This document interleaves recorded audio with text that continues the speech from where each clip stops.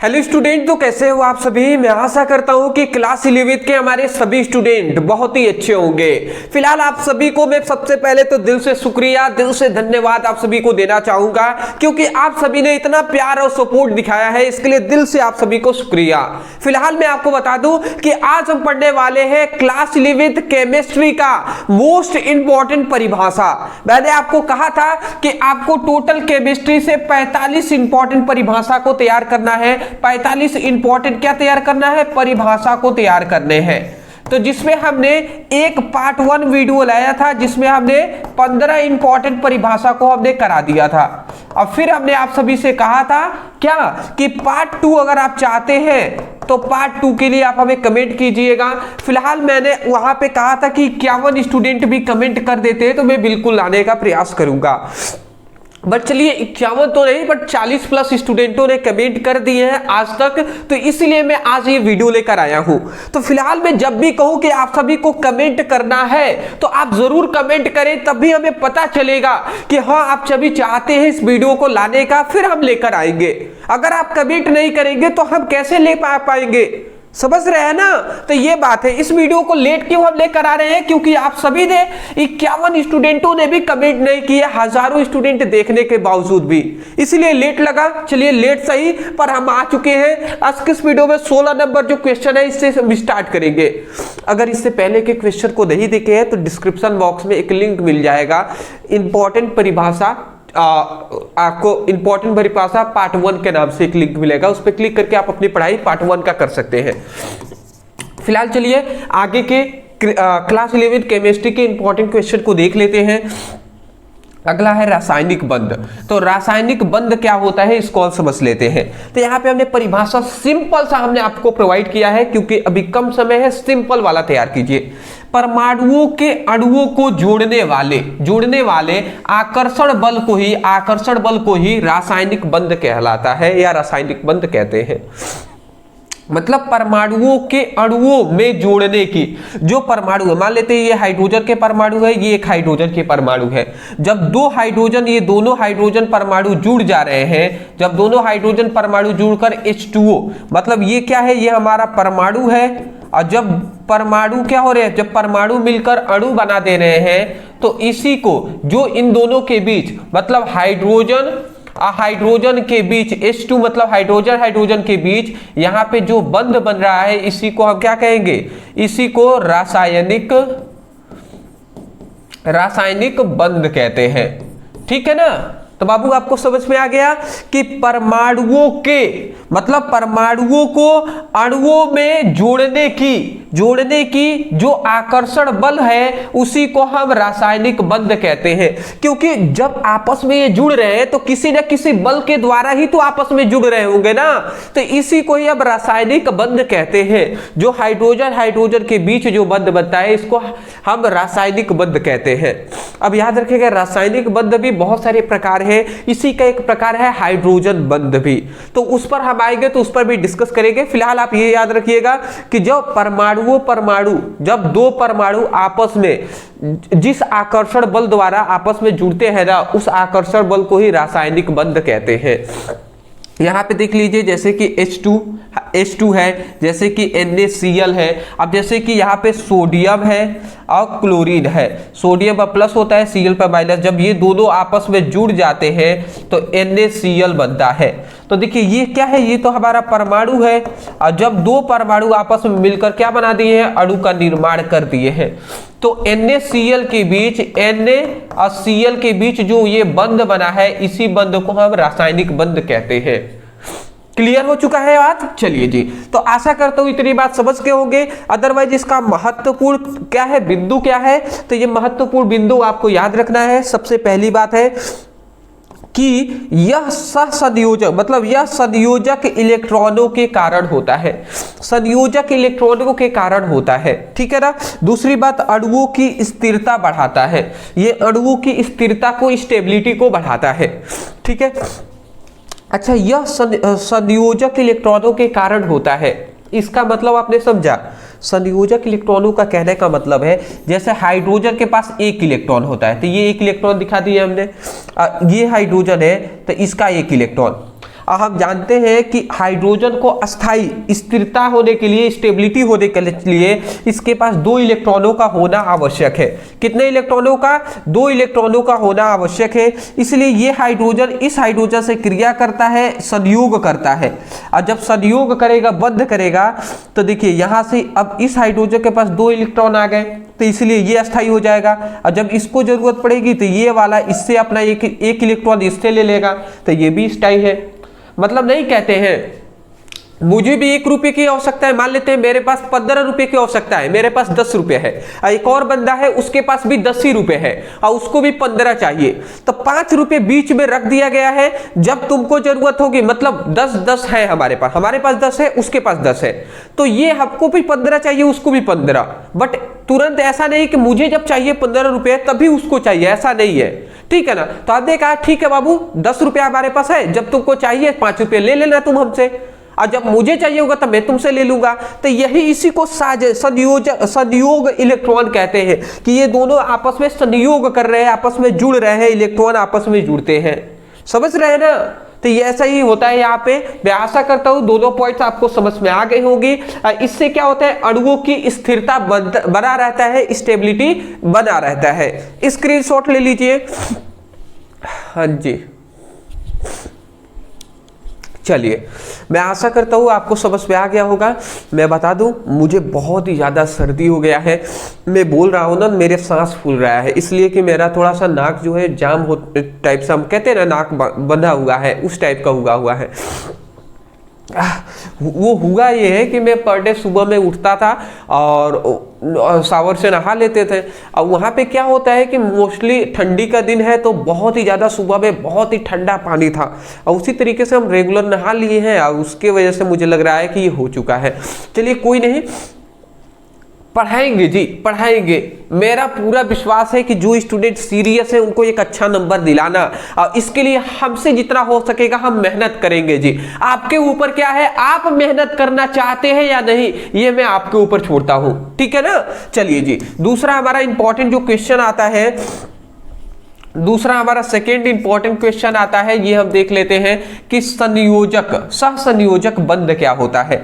अब देखिए, रासायनिक बंध हमने देखा, अब हम देखेंगे सहसंयोजक बंध।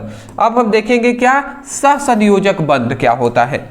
तो क्या होता है जी कि जब 2 परमाणु इलेक्ट्रॉनों की साझेदारी से जुड़ते हैं, देखिए जब 2 परमाणु इलेक्ट्रॉनों के साझेदारी से जुड़ते हैं तो बना बंध सहसंयोजक बंध कहलाता है। याद रखेंगे, मैं एक बात बताना चाहूंगा, जो रासायनिक बंध होता है इसी का एक प्रकार है हाइड्रोजन बंध भी, इसी का एक प्रकार है सहसंयोजक बंध भी। समझ रहे हैं? तो इससे आपको कंफ्यूजन नहीं हो रहा है, सेम एक ही दोनों का परिभाषा होगा, थोड़ा बहुत डिफरेंट होगा। यहाँ पे क्या कर रहे हैं, 2 परमाणु इलेक्ट्रॉनों की साझेदारी द्वारा अगर जुड़ेंगे ना तो उनके बीच जो बंध बनेगा उसी को सहसंयोजक बंध कहेंगे।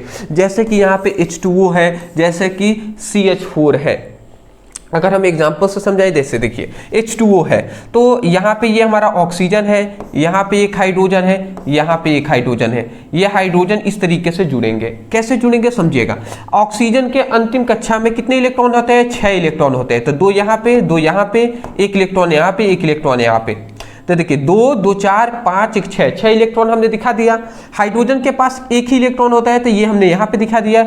इस हाइड्रोजन के पास 1 इलेक्ट्रॉन है तो यहाँ पे हमने दिखा दिया।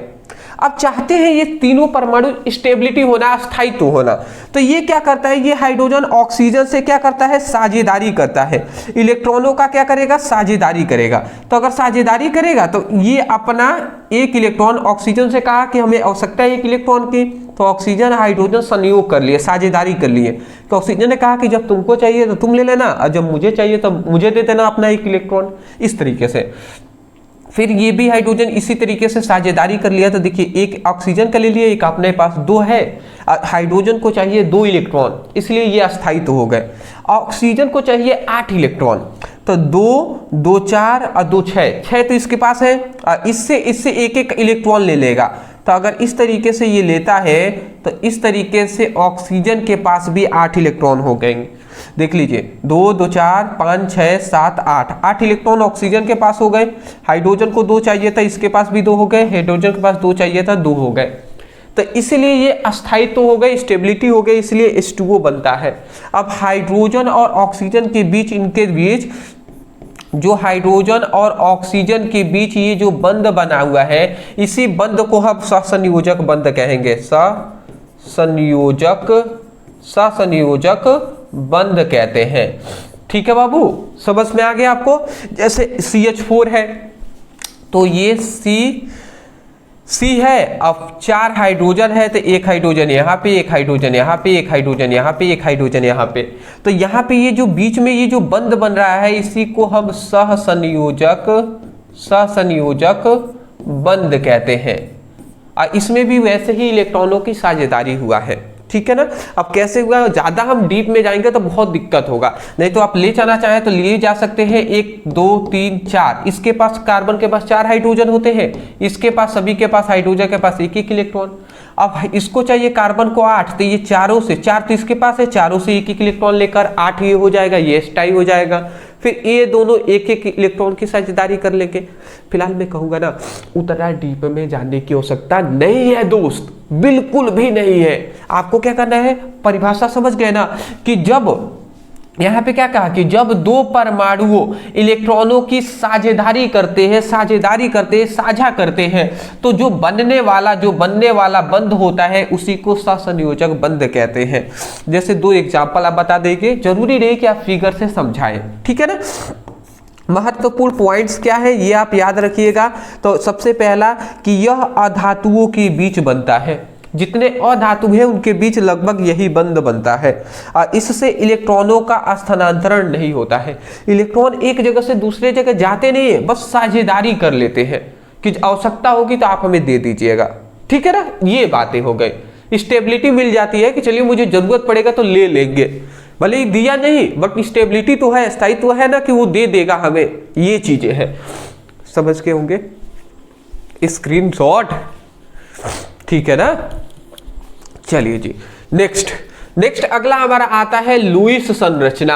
अब लुईस संरचना क्या है?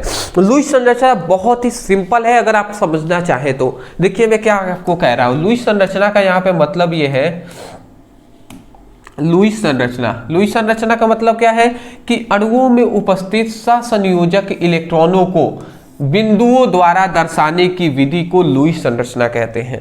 देखिए अणुओं में उपस्थित, अणु जो होते हैं उसमें उपस्थित जो संयोजक इलेक्ट्रॉन होते हैं ना, उसको बिंदु द्वारा दर्शाने की जो विधि होती है उसी को लुईस संरचना कहते हैं। जैसे कि मान लेते हैं सपोर्टेड यहाँ पे H2O। देखिए H2O में लुईस संरचना अगर हमें दिखानी है तो देखिए ये हमारा H2O है, तो H2O की अगर हम संरचना बनाए तो वास्तव में कैसे बनेगा, ये ऑक्सीजन है और यहाँ पे ऑक्सीजन से 2 ये हाइड्रोजन जुड़े हुए हैं तो ये हमारा अणु है ना। तो अणुओं में उपस्थित सहसंयोजक मतलब संयोजक इलेक्ट्रॉनों की बिंदुओं द्वारा दर्शाना। संयोजक इलेक्ट्रॉनों की तो देखिए एक हाइड्रोजन इसके पास है, एक इलेक्ट्रॉन इसके पास, इन दोनों के पास एक एक इलेक्ट्रॉन। ऑक्सीजन के पास 6 इलेक्ट्रॉन होता है, तो 2 2 4 1 5 1 6 इलेक्ट्रॉन इसके पास। तो हम क्या कर रहे हैं यहाँ पे, ऐसे ही हमें दर्शाना पड़ेगा, क्या दर्शाना पड़ेगा जी, कि इन दोनों के बीच इस तरीके से क्या हुआ है, साझेदारी या संयोग हुआ है। फिर इसके साथ यहाँ पे हम ये कह सकते हैं कि इनके साथ ऐसे हुआ है, और फिर हम ऐसे कह सकते हैं कि इनके साथ ऐसे हुआ है। तो यहाँ पे हम क्या कह रहे हैं कि अणुओं में उपस्थित जो संयोजक इलेक्ट्रॉन होते हैं, संयोजक जो साझेदारी करने वाला या संयोजक जो इलेक्ट्रॉन होते हैं, देखिए इसको बिंदु द्वारा हमने दर्शाया है ना, तो इसी बिंदु द्वारा दर्शाने की जो प्रतीक है इसी को हम क्या कहते हैं, लुईस संरचना कहते हैं। स्पष्ट रूप से कहा गया है कि अणुओं में उपस्थित संयोजक इलेक्ट्रॉन, जो संयोजक ये सभी इलेक्ट्रॉन है, संयोजक इलेक्ट्रॉन को बिंदु द्वारा दर्शाने की जो विधि है उसी को लुईस संरचना कहते हैं। जैसे एग्जाम्पल लिख देंगे, H2O की संरचना, लुईस संरचना इस प्रकार बना दीजिएगा। अगला आता है महत्वपूर्ण पॉइंट्स में।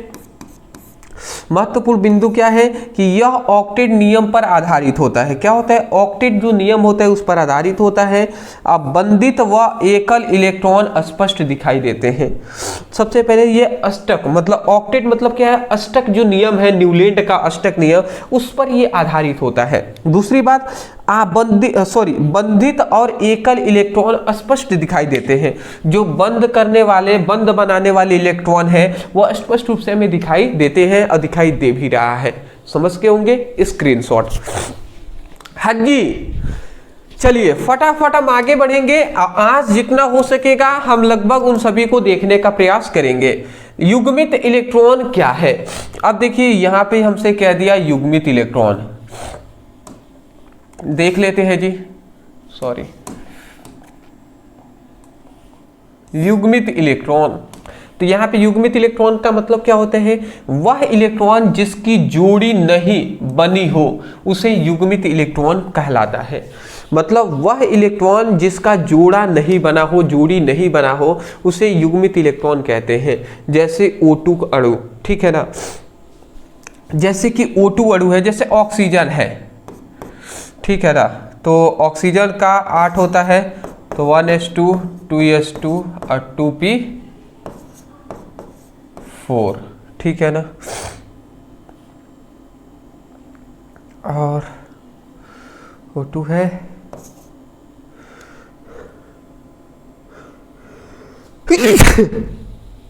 सॉरी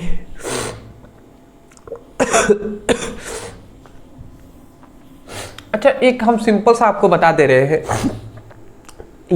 अयुग्मित इलेक्ट्रॉन ना, यहां पे सॉरी अयुग्मित रहना चाहिए, अयुग्मित, ठीक है ना। ओहो, इसलिए हम वीडियो लाना नहीं चाहते थे, बट मैं चाहता हूं, अब हम क्या ही कहें, एग्जाम भी आपका नजदीक है, मैं जानता हूं, और पढ़ाना जरूरी ही है। चलिए कोई नहीं, आप थोड़ा सा तबीयत खराब है तो उसका थोड़ा सा इग्नोर आप करेंगे, पढ़ाई पर अपना फोकस करेंगे। देखिए यहाँ पे ये कहा जाता है, अच्छा युग्मित, देखिए दो चीजें आप समझ जाएंगे तो आपको समझ में आ जाएगा। एक होता है युग्मित इलेक्ट्रॉन, ठीक है ना, और एक हमारा होता है अयुग्मित इलेक्ट्रॉन। देखिए बाबू क्या होता है, युग्मित इलेक्ट्रॉन का मतलब होता है ना इलेक्ट्रॉन का जोड़ा, इलेक्ट्रॉन का जोड़ा। अयुग्मित इलेक्ट्रॉन का मतलब होता है इलेक्ट्रॉन का अकेला होना, ठीक है, बात आप समझ गए ना। तो जहां पर युग्मित इलेक्ट्रॉन का मतलब होता है इलेक्ट्रॉन का जोड़ा होना, और अयुग्मित इलेक्ट्रॉन का मतलब होता है इलेक्ट्रॉन का अकेला होना। यहाँ पे स्पष्ट रूप से कहा गया है वह इलेक्ट्रॉन जिसकी जोड़ी नहीं बनती हो, जिसका जोड़ा, देखिए जिसका जोड़ा नहीं बनने का मतलब क्या है कि इलेक्ट्रॉन अकेला हो, तो उसी को अयुग्मित इलेक्ट्रॉन कहते हैं, ठीक है ना। जैसे हम एक एग्जांपल दे देते हैं, नाइट्रोजन का ही ले लेते हैं। नाइट्रोजन एक परमाणु है, नाइट्रोजन का परमाणु क्रमांक होता है 7, मतलब 7 इलेक्ट्रॉन है। तो इसका अगर हम करें तो 1s2 2s2 और 2p3 हो जाएगा।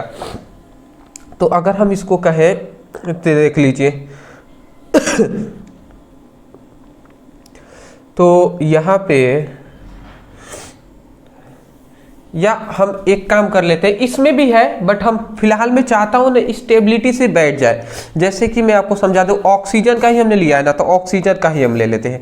ऑक्सीजन का 8 होता है, तो अगर हम करें तो 1s2 2s2 और 2p4 होता है। 2 2 4 4 8 हो गया ना। अगर हम देखें तो इसमें देख लीजिए, दो एस वाले में 2 इलेक्ट्रॉन होते हैं, तो 2 इलेक्ट्रॉन हमने दिखा दिया। ये एस है तो इसमें भी 2 इलेक्ट्रॉन होते हैं, तो वो हमने दिखा दिया। पी में कितने ऑर्बिटल होते हैं? पी में 3 होते हैं, 1 2 3 हो गया। 4 इलेक्ट्रॉन है, तो पहला इलेक्ट्रॉन, दूसरा इलेक्ट्रॉन, तीसरा इलेक्ट्रॉन भर गया। अब चौथा इलेक्ट्रॉन जो भरेगा वो इस तरीके से भरेगा। अब इसके बाद 4 इलेक्ट्रॉन तो भर गए, परंतु अभी भी देखेंगे ये 2 कक्षाएं ऐसी हैं जिसमें एक एक इलेक्ट्रॉन की अभी आवश्यकता है, परंतु इसमें अकेला इलेक्ट्रॉन है। अकेला इलेक्ट्रॉन का अकेला होना, इलेक्ट्रॉन अकेला है, तो इसी को कह रहे हैं कि जोड़ी न बनना हो, मतलब वह इलेक्ट्रॉन जिसकी जोड़ी न बने हो तो उसी को ही हम अयुग्मित इलेक्ट्रॉन कहेंगे। अब इसको क्या कहेंगे? अयुग्मित इलेक्ट्रॉन, अयुग्मित इलेक्ट्रॉन कहेंगे। समझ गए ना? महत्वपूर्ण यहाँ पे पॉइंट्स क्या है? यह पैरामैग्नेटिक्स गुण उत्पन्न होता है। इसके कारण क्या होता है? पैरामैग्नेटिक्स उत्पन्न होता है, ये आपको याद रखेंगे, ठीक है ना? इसके कारण पैरामैग्नेटिक्स गुण उत्पन्न होता है, ठीक है। चलिए अगला हमारा आता है हाइड्रोजन। अगला हमारा आता है हाइड्रोजन बंध क्या है। अब हाइड्रोजन बंध क्या होते हैं ये भी हम समझ लेते हैं। हाइड्रोजन बंध का मतलब होता है कि हाइड्रोजन और अत्यधिक विद्युत ऋणात्मक तत्व, अत्यधिक देख लीजिए, सबसे अधिक जो विद्युत ऋणात्मक तत्व है जैसे ऑक्सीजन है, नाइट्रोजन है, फ्लोरीन के बीच बनने वाले कमजोर बंध को ही ना हाइड्रोजन बंध कहते हैं। समझ में आ रहा है क्या बताया गया? हाइड्रोजन और अत्यधिक विद्युत ऋणात्मक वाले तत्व होते हैं, उनके बीच बनने वाले कमजोर बंध को ही हाइड्रोजन बंध कहते हैं। जैसे H2O, जैसे कि H2O, तो यहाँ पे ये H2O का हमारा इस तरीके से बनेगा जी, और यहाँ पे इन दोनों के बीच सिंगल बंध बनता है। तो ये जो देखिए यहाँ पे ये हमारा ऑक्सीजन क्या है? एक अत्यधिक विद्युत ऋणात्मक तत्व है, तो इसी कारण यहाँ पे ये जो बंध बना है ना, ये बहुत ही क्या है? कमजोर बंध बना है। ये जो कमजोर बंध बना है, इसी कमजोर बंध को ही हम क्या कहते हैं? हाइड्रोजन बंध कहते हैं, ठीक है ना। चलिए जी, आशा करता हूं आपको समझ में आ गई होंगी। इसी प्रकार नाइट्रोजन में भी यहाँ पे हाइड्रोजन है, वहां पर भी जैसे नाइट्रोजन है तो इसके इस तरीके से 3 NH, तो यहाँ पे ये जो बंध बना है ये भी हमारा क्या होता है? कमजोर बंध होता है। ये जो बंध बना है ये बहुत ही कमजोर बंध होता है, और ये जो कमजोर बंध है ना, इसी को हम क्या कहते हैं? इसी को हाइड्रोजन बंध कहते हैं। यहाँ पे ये जो कमजोर बंध बना है इसी को हाइड्रोजन बंध कहते हैं। तो यही बात कहा गया कि हाइड्रोजन और अत्यधिक विद्युत ऋणात्मक तत्व जैसे फ्लोरीन के बीच जो बनने वाला कमजोर बंध होता है उसी को हाइड्रोजन बंध कहते हैं, ठीक है ना। जैसे कि ऑक्सीजन हो गया, अमोनिया हो गया। महत्वपूर्ण बिंदु क्या है? सबसे पहला, यह अणुओं के बीच बनता है, बिल्कुल। H2O क्या है? अणु है। अमोनिया क्या है? अणु है। फिर से क्वथनांक बढ़ता है, जैसे जैसे हाइड्रोजन बंध बनेगा ना, वो हाइड्रोजन बंध में क्वथनांक क्या होता है? क्वथनांक बढ़ता रहता है, ठीक है ना। तो ये बात आपको याद रहना है, ठीक है। चलिए आगे बढ़े। अगला हमारा आता है कि आंशिक दबाव क्या है। आंशिक दबाव की बात हो रही है। आंशिक दबाव क्या होता है समझ लेते हैं दोस्त। तो यहाँ पे हमने लिख दिया आंशिक दबाव क्या है? तो गैस मिश्रण में किसी एक गैस द्वारा लगाया गया दबाव को आंशिक दबाव कहते हैं। ध्यान से अगर समझे तो गैसीय मिश्रण मतलब गैस मिश्रण में, गैस का मिश्रण है, तो गैस मिश्रण में किसी एक गैस द्वारा, कोई भी एक गैस द्वारा लगाया गया जो दाब होता है, लगाया गया जो दबाव होता है, उसी को आंशिक दबाव कहते हैं। जैसे उदाहरण में क्या है? वायु में ऑक्सीजन का आंशिक दबाव, जो वायु है उसमें ऑक्सीजन का अगर आंशिक दबाव हो तो उसी को क्या कहेंगे? आंशिक दबाव कहेंगे। मतलब समझ रहे हैं ना, कोई भी गैसीय मिश्रण में किसी एक गैस द्वारा लगाया गया दबाव को आंशिक दबाव कहते हैं। जैसे एक बर्तन है, सपोज दैट मान लेते हैं यहाँ पे इसमें हाइड्रोजन भरे हुए हैं, इसमें हाइड्रोजन भरा हुआ है, इसमें ऑक्सीजन भरा हुआ है, इसमें नाइट्रोजन गैस भरा हुआ है, ठीक है ना। इस तरीके से भरे हुए हैं। अब ये क्या करता है? इसमें पूरी तरीके से इस तरीके से ये भरे हुए हैं। अब ये इसमें इस तीनों गैस में से जो ऑक्सीजन हमारा जो गैस है ना, ये ऑक्सीजन गैस क्या करता है? इन हाइड्रोजन ऑक्सीजन पर दबाव लगाता है, दाब लगाता है, इन तीनों को नीचे बैठाता है। तो ये जो दबाव लगा रहा है, उसी दबाव को, जो दबाव लगा रहा है ना, दबाव लगा रहा है, उसी दबाव को हम आंशिक दबाव कहते हैं। तो मतलब क्या है, गैसीय मिश्रण में किसी गैस द्वारा लगाया गया जो दबाव है उसी को आंशिक दबाव कहते हैं। और वायु में O2 का आंशिक दबाव, वायु में जो O2 का आंशिक दबाव जो होता है वो आपको याद रखेंगे, वही क्या है, वही आंशिक दबाव मतलब है हमारा ऑक्सीजन का जो दबाव होता है। अगला हमारा आता है महत्वपूर्ण बिंदु क्या है कि डाल्टन के नियम पर आधारित, यहाँ पे आंशिक दबाव का एक फॉर्मूला होता है P = P1 + P2 + P3। तो ये एक हमारा डाल्टन के अनुसार भी, या हम कह सकते हैं राउल्ट के नियम के अनुसार भी ये हमें बात बताया गया है कि आंशिक दबाव P = P1 + P2 + P3। ये है हमारा एक बिंदु के लिए आंशिक वाष्प दाब, ये दूसरे बिंदु के लिए, ये तीसरे बिंदु के लिए आंशिक वाष्प दाब है या आंशिक दबाव है। याद रखेंगे, ये आप जब जाएंगे क्लास 12th में तब ये आपको समझ में आएगा, जब आप पढ़ेंगे एक नियम जो कि जिसका नाम है राउल्ट का नियम। ये आपको कब मिलने वाला है, ये आपके पहले चैप्टर मतलब चैप्टर 1 में मिलने वाला है। फिलहाल में तो तैयारी आप क्लास 12 का कराता ही हो, आप सभी को पता ही होगा। तो फिलहाल जब आप जाएंगे ना वहां पे तब आपको बेहतर समझ में आएगा। अगला हमारा आता है ठोस, द्रव और गैस को परिभाषित कीजिए। अब ठोस क्या होता है, द्रव क्या होता है, गैस क्या होता है, मुझे लगता है कि सभी स्टूडेंट इसको बात को जानते ही होंगे। ठोस मतलब क्या हो जाए जी, ठोस का मतलब है कि ऐसा कोई पदार्थ, वे पदार्थ जिसका आकार और आयतन निश्चित हो उसे ठोस कहते हैं। जैसे कि ये एक पदार्थ है, अब इसका आकार आयतन सब निश्चित है कि एक पेन के आकार के जैसा है तो पेन के आकार का ही रहेगा, ठीक है ना। तो चाहे हम इस पर कितना भी दबा दे तभी वो वैसा ही है ना।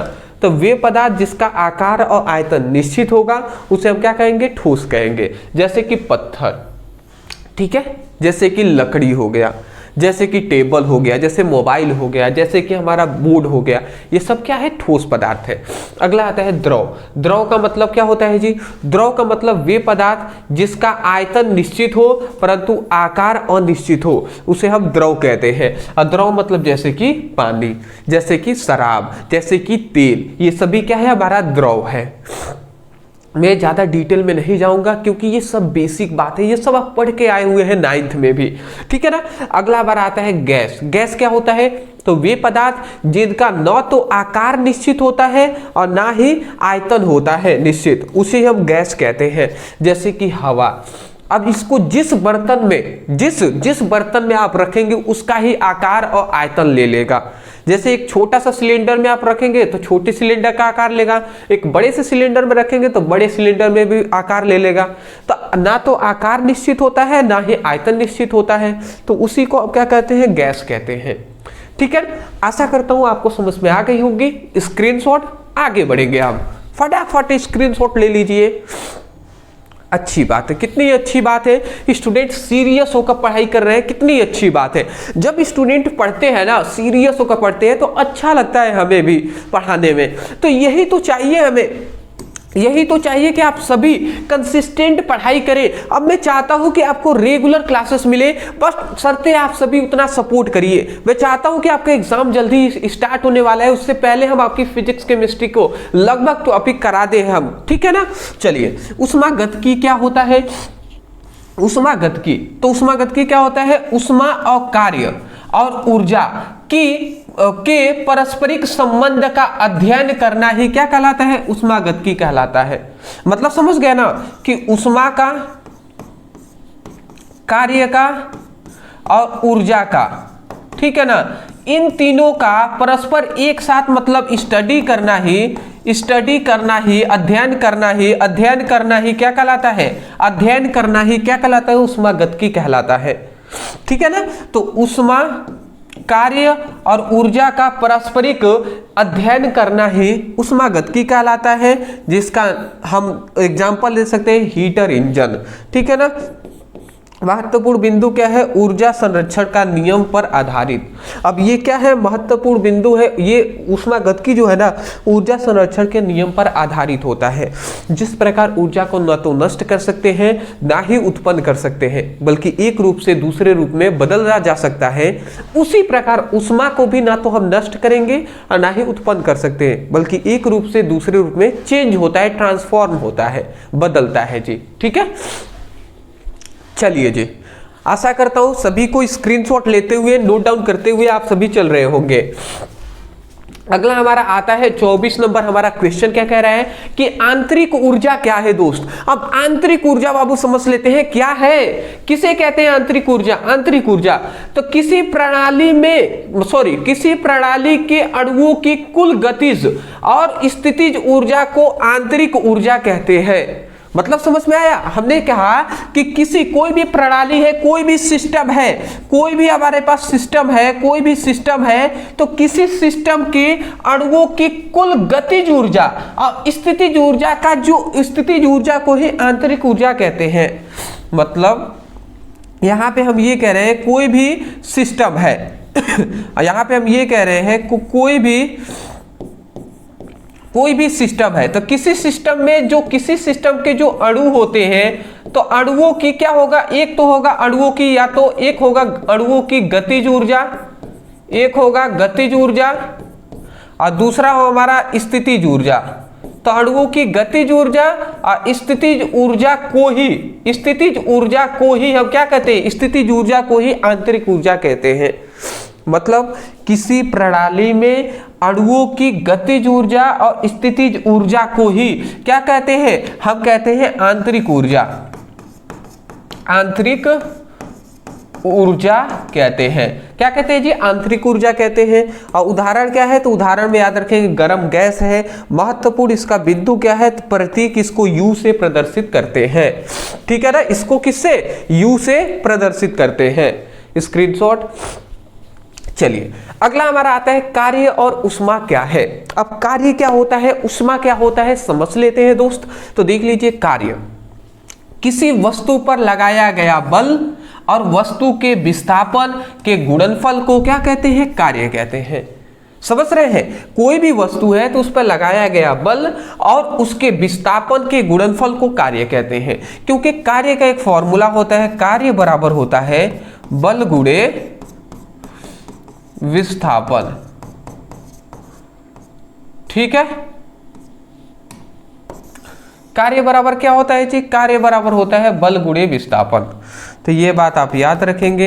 तो कार्य बराबर बल गुणे विस्थापन होता है। तो हम यही कह रहे हैं कि किसी भी वस्तु पर लगाया गया बल और वस्तु के विस्थापन के गुणनफल को हम क्या कहते हैं? कार्य कहते हैं। ठीक है ना। और जैसे उदाहरण क्या हो गया? पिस्टन का जो हमारा पिस्टन होता है, तो पिस्टन का चलाना या बंदूक का चलना। बंदूक चलाएंगे, बल लगाएंगे तो गोली तेजी से बढ़ेगी ना। पहले तो गोली बंदूक में था, अब कहाँ चला गया? तो उसके क्या होगा? बल लगाने पर विस्थापन हो रहा है, तो उसी को आप कार्य कहेंगे। जैसे एक टेबल है, अब टेबल पर हमने फोर्स लगाया, बल लगाया, तो ये यहां से होकर यहां पे चला आया। तो सबसे पहले वस्तु पर लगाया गया बल और वस्तु यहां से लेकर यहां तक चला आया, तो जो विस्थापन हुआ है उसके दोनों का गुणा करा देंगे तो वही कार्य कहलाएगा। ठीक है ना। चलिए, आशा करता हूं आपको समझ में आ गई होंगी। चलिए, तो कार्य का हमने सूत्र भी बता दिया। इसको संकेत रूप में हम लिखना चाहे तो क्या लिख सकते हैं? कार्य W बराबर F इंटू क्या हो जाएगा? D हो जाएगा। ठीक है। चलिए जी, आशा करता हूं इसका मात्रक याद रखिएगा। कार्य का मात्रक होता है जूल। मात्रक जूल, या एक और बता दे रहा हूं दूसरा, न्यूटन इंटू मीटर। तो न्यूटन इंटू मीटर भी याद रखिएगा। अगला हमारा आता है, इसका ऐसा ही मात्रक डाइन होता है ना। चलिए, अगला हमारा आता है कार्य और ऊष्मा क्या है। अभी हमने क्या जाना? अभी हमने जाना था कि कार्य और ऊष्मा क्या है। तो कार्य का भी परिभाषा केवल ये देखिए, क्वेश्चन सेम ही है। कार्य का हमने जान लिया, अब ऊष्मा का हमें जानना है। ठीक है ना। तो ये डबल सा थोड़ा सा डबल हो गया है, चलिए कोई नहीं। ये तो अभी हमने जाना है कि कार्य बराबर क्या होता है? बल गुणे विस्थापन होता है। और इसका मात्रक क्या होता है, इसका मात्रक होता है जूल। ये अभी हमने जाना ना, ठीक है। अगला हमारा आता है उष्मा। उष्मा क्या होता है, तापांतर के कारण होने वाली ऊर्जा का स्थानांतरण ही उष्मा कहलाता है। मतलब तापांतर के कारण होने वाली उस ऊर्जा का स्थानांतरण ही क्या कहलाता है, उष्मा कहलाता है। देखिए यहाँ पे बात को समझेंगे, तापांतर के कारण होने वाली ऊष्मा, होने वाली तापांतर मतलब जब ताप हम देते हैं तो ताप देने के कारण ऊर्जा में होने वाली स्थानांतरण को ही हम क्या कहते हैं, ऊष्मा कहते हैं। जैसे एक मान लेते हैं, जैसे कि कप है, कप आपने लिया हुआ ठंडा है और कप में आपने चाय, गरम गरम चाय को उसमें डाल दिया, डाल कर लेके जाएंगे देंगे, तब तक देखिए कप भी गर्म हो गया होगा। तो क्या होगा, चाय का जो चाय से गर्माहट कहाँ पे चला गया, कप में अंदर चला गया, तो उसी को हम ऊष्मा कहते हैं।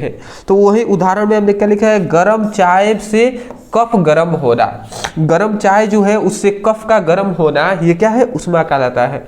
तो वही कह रहा है, तापांतर के कारण ऊर्जा का स्थानांतरण होगा, स्थानांतरण होना ही ऊष्मा कहलाता है।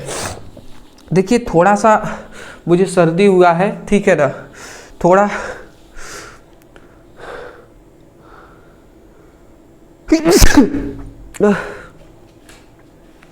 क्या ही कहें हम, दिक्कत हो गया है।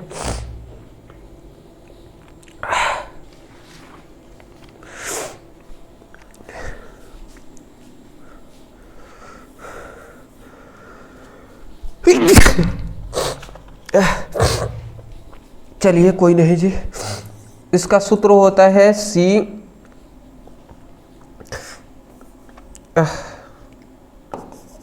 mc इंटू डेल टी, ठीक है ना।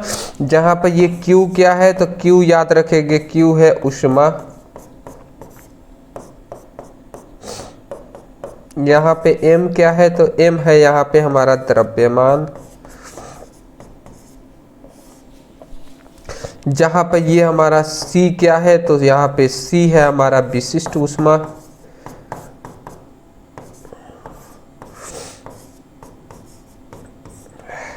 और यहाँ पे हमारा डेल टी क्या है, तो है ताप में परिवर्तन, ताप में परिवर्तन, ठीक है ना। चलिए तो अदरवाइज आप स्क्रीनशॉट ले लीजिए, फिर हम आगे बढ़ते हैं। ताप में परिवर्तन ले लिए ना बाबू। चलिए तो अच्छे तरीके से हम समझते हुए चलेंगे। अगला हमारा क्वेश्चन आता है 26 नंबर, मुक्त ऊर्जा क्या होता है। मुक्त ऊर्जा का मतलब होता है, देखिए वह ऊर्जा जिसका उपयोग कार्य किया जा सके, जिसका उपयोगी कार्य किया जा सके, उसे हम मुक्त ऊर्जा कहते हैं, ठीक है ना। मतलब वह ऊर्जा जिससे उपयोगी कार्य किया जा सके उसे हम मुक्त ऊर्जा कहेंगे। मतलब ऐसी कोई एनर्जी है जिससे हम कोई उपयोगी वाला कार्य कर सके, ठीक है, तो उसे हम मुक्त ऊर्जा कहेंगे। जैसे कि बैटरी की ऊर्जा, अब बैटरी की जो ऊर्जा है वो मुक्त ऊर्जा कहलाएगा, क्योंकि बैटरी की सहायता से, उस ऊर्जा से हम कोई बल्ब जला सकते हैं या कुछ भी चीजें हैं, तो बैटरी की जो एनर्जी है उससे हम पंखा चला सकते हैं, जो भी चीजें हैं, तो वो क्या है, वह ऊर्जा जिससे कोई उपयोगी जो कार्य है वो किया जा सके, तो उसी को मुक्त ऊर्जा कहेंगे। महत्वपूर्ण बिंदु में एक चीज पॉइंट से याद रखेंगे कि सभी ऊर्जा मुक्त ऊर्जा नहीं होती, सभी ऊर्जा है वो मुक्त ऊर्जा नहीं होती है, ये भी बात आप याद रखेंगे, ठीक है ना। चलिए जी, अगला हमारा आता है अवकाशीय प्रक्रिया। अवकाशीय प्रक्रिया क्या है, ये भी हमारा इंपॉर्टेंट है जी, देख लेते हैं। जिस प्रक्रिया में ऊष्मा का आदान प्रदान नहीं होता है उसे हम अवकाशीय प्रक्रिया कहते हैं। ऐसी कोई भी प्रक्रिया है जिसमें ऊष्मा का आदान प्रदान नहीं होगा, मतलब ना तो हम ऊष्मा देंगे ना ही लेंगे, तो ऐसी प्रक्रिया को अवकाशीय प्रक्रिया कहते हैं। और उदाहरण जैसे क्या हो गया, गैस का तीव्र विस्तार। गैस का जब तीव्र विस्तार होता है तो उस समय पर ना ही तो ऊष्मा लेता है ना ही देता है, ठीक है ना। ये चीजें आपको याद रखना है। अगला हमारा आता है कि प्रवाह ऊष्मा क्या है। ये बहुत बार ये सभी चीजें पूछी गई हैं। प्रवाह ऊष्मा का मतलब होता है बिना पदार्थ के स्थानांतरण के ऊष्मा का संचरण क्या कहला, संचरण प्रवाह को ही हम क्या कहते हैं, ऊष्मा कहते हैं। मतलब कह रहे हैं बिना पदार्थ के स्थानांतरण के, बिना पदार्थ के मतलब बिना पदार्थ के स्थानांतरण के ऊष्मा का संचरण प्रवाह ही क्या कहलाता है, ऊष्मा कहलाता है। ठीक है ना, बिना पदार्थ के स्थानांतरण के, ठीक है ना, बिना पदार्थ के स्थानांतरण के ऊष्मा का संचार प्रवाह ही ऊष्मा कहलाता है। मतलब क्या है कि पदार्थ का बिना स्थानांतरण हुए, पदार्थ है वो जहां पर है वहीं पर है, ठीक है ना, तो बिना पदार्थ का स्थानांतरण हुए ऊष्मा का प्रवाह होना, ऊष्मा क्या हो रहा है, ऊष्मा यहाँ पे से बह रहा है, ऊष्मा बह रहा है, तो उसी को हम प्रवाह ऊष्मा कहते हैं। कि बिना पदार्थ का स्थानांतरण हुए ऊष्मा का प्रवाह, ऊष्मा का जो प्रवाह होता है उसी को हम ऊष्मा प्रवाह ऊष्मा कहते हैं। उदाहरण लोहे की छड़ का गर्म होना, लोहे की छड़ का गर्म होना ये हो जाएगा। महत्वपूर्ण बिंदु आप याद रखेंगे, मुख्यतः ठोसों में होता है। महत्वपूर्ण क्या होता है, ये ठोसों में पाया जाता है, ये आप याद रखेंगे, ठीक है ना। ठीक है, ले लिए ना बाबू, ठीक है। अगला आता है गिब्स मुक्त ऊर्जा क्या है। गिब्स मुक्त ऊर्जा क्या है समझ लेते हैं जी। तो गिब्स मुक्त ऊर्जा का यहाँ पे हमने लिखा हुआ है कि स्थिर ताप व दाब पर, ठीक है ना, स्थिर ताप व दाब पर उपलब्ध उपयोगी कार्य करने वाली ऊर्जा को गिब्स मुक्त ऊर्जा कहलाती है या कहते हैं। मतलब अगर आप समझ रहे होंगे तो स्थिर ताप व दाब पर, स्टेबिलिटी मतलब स्थिर ताप व दाब पर उपलब्ध उपयोगी जो कार्य होता है, उपलब्ध उपयोगी कार्य करने वाली जो ऊर्जा होती है उसी को हम गिब्स मुक्त ऊर्जा कहते हैं। उदाहरण के तौर पर स्वतः रासायनिक अभिक्रिया, जो स्वतः रासायनिक अभिक्रिया होता है उसी को गिब्स मुक्त ऊर्जा कहते हैं, ठीक है ना। जो अपने आप रासायनिक अभिक्रियाएं होती हैं उससे जो ऊर्जा उत्पन्न होती है उसी को हम गिब्स मुक्त ऊर्जा कहेंगे। तो यही हमने लिख दिया है कि स्थिर ताप व दाब पर उपलब्ध उपयोगी जो कार्य होता है, कार्य करने की जो ऊर्जा होती है ना, उसी ऊर्जा को गिब्स मुक्त ऊर्जा कहते हैं, ठीक है ना। चलिए जी, इसमें कुछ ज़्यादा नहीं है। अगला हमारा आता है कि साम्यावस्था किसे कहते हैं। साम्यावस्था का मतलब जब अग्रगामी अप्रतिगामी अभिक्रिया की दर समान हो, ठीक है ना। मतलब जब अग्रगामी अभिक्रिया अप्रतिगामी अभिक्रिया का दर समान होना तो उसी को साम्यावस्था कहते हैं। जैसे कि सपोज दैट हम ये कह रहे हैं कि ए और बी से मिलकर क्या हो रहा है, सी बन रहा है। ए और बी से मिलकर जिस वेग से, बात को बाबू समझिएगा, मान लेते हैं ए और बी से मिलकर सी बन रहा है, और जैसे ही मान लेते हैं सी बनने में, मान लेते हैं हम सपोज डेट कह रहे हैं कि 5 मिनट का समय लगा, ठीक है ना, तो फिर से सी से अब बी ए बी बनने में भी ना फिर से 5 ही मिनट लगेगा।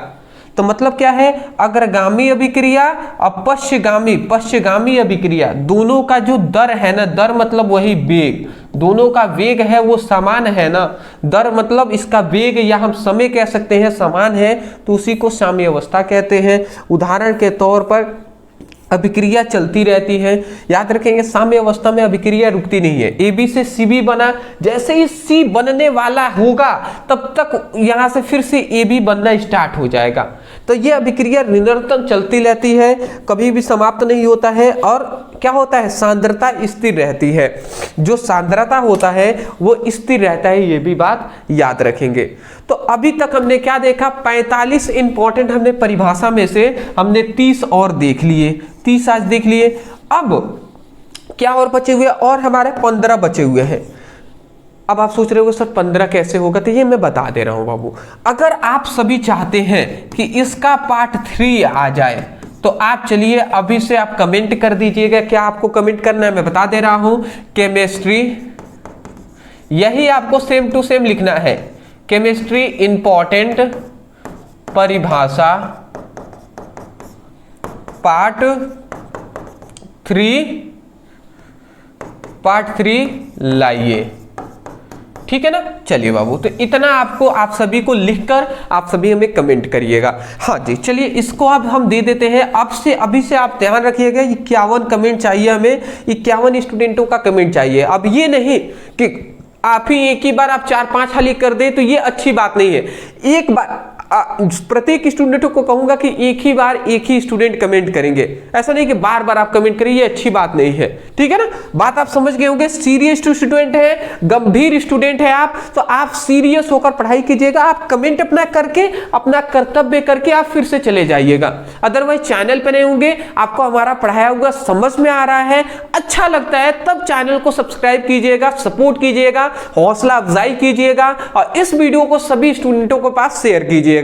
Thank you so much video देखने के लिए। अगर आप सभी कमेंट कर दिए 51, तो कल फिर शाम को 6:30 बजे आपको लेकर इसका पार्ट 3 हम हाजिर होंगे। Thank you so much video को इतना प्यार देने के लिए, शुक्रिया, थैंक यू।